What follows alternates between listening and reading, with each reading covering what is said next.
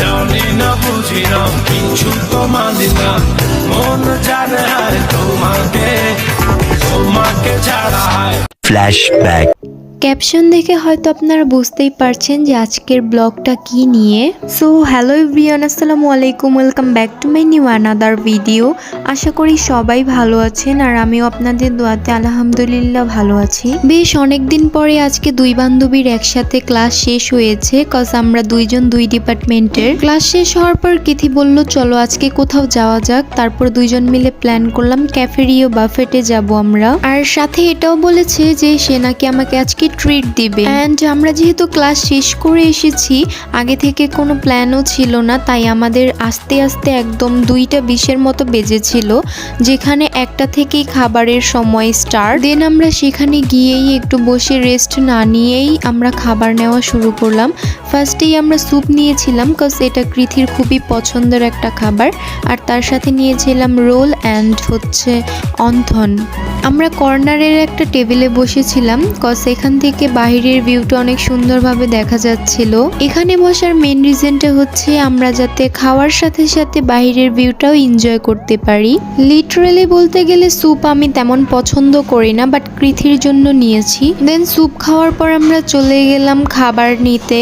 And কি খাবার ছিল মেনুতে আর কি নিয়েছিলাম সেগুলো দেখিয়ে আর ভিডিওটাকে বেশি বড় করলাম না, কজ আমার মনে হয় সবাই জানে যে কি আইটেম থাকে, দ্যাটস ওয়াই আমি আর দেখালাম না।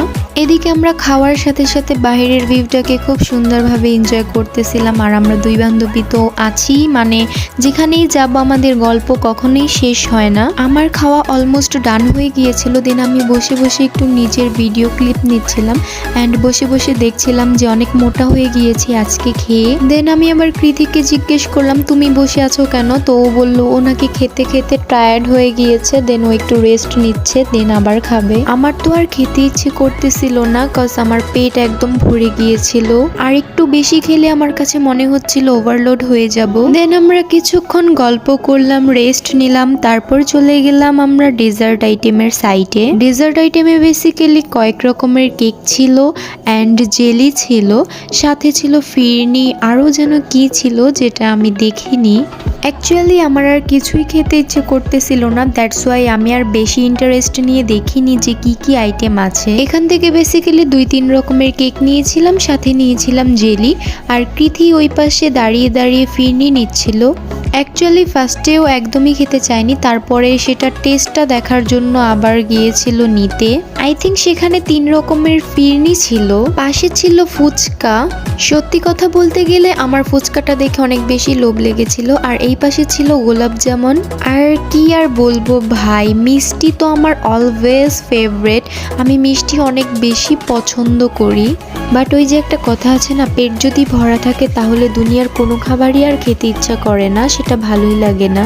অন্যদিকে কৃথি আবার একটু করে স্মল স্যান্ডউইচ, পাস্তা অ্যান্ড চাউমিনও নিয়েছিল, যদিও ওইগুলোর টেস্ট তেমন ভালো ছিল না, দ্যাটস ওয়াই খেতে পারিনি। অ্যান্ড আমিও 2-1টা একটু টেস্ট করে দেখেছিলাম, একদমই বাজে ছিল। দেন আমরা দুইজন আবার একটু ভিডিও ক্লিপ নিচ্ছিলাম। দেন কৃথি বলতেছিল ফুচকাটা যদি ট্রাই না করি তাহলে কিছু একটা অসম্পূর্ণ থেকে যাবে, তাই বললাম যাও তুমি ফুচকা নিয়ে আসো, সাথে আমার জন্য একটা ফুচকা আনো। আনার পর আমি ওকে বলতেছিলাম যে তুমি আগে ট্রাই করে দেখো টেস্ট কেমন, তারপর আমি খাবো। কজ এমনিতে আমি অনেকগুলো খাবার নিয়েছিলাম যেগুলা খেয়ে আমার একদমই মানে খাওয়া দাওয়ার মুড চলে গিয়েছে। দেন কৃথি একটা ফুচকা মুখে দিয়ে দেখলো অ্যান্ড খেয়েও রিভিউ দিচ্ছিল যে একদমই বাজে ছিল, টকটা অনেক বেশি বাজে ছিল। জানি না এবারের খাবারের মান এতটা বাজে কিভাবে হলো, বাট এর আগে যতবারই এসেছি খাবারের মান ভালোই ছিল মোটামুটি। আমার কাছে তো ওভারঅল 40 আউট অফ 100 লেগেছে। বাই দ্য ওয়ে আর কিছু নাই বললাম, অ্যান্ড আর কিছু বলতেও চাই না, কজ আমি চাই না যে কারো ব্যবসা নষ্ট হোক। আমার কাছে তো মনে হচ্ছে যে আমাদেরই মুখে টেস্ট নেই, দ্যাটস ওয়াই আমাদের ভালো লাগেনি। আমাদের খাওয়া দাওয়া শেষ হওয়ার পর আমরা কিছুক্ষণ বসে রেস্ট নিলাম।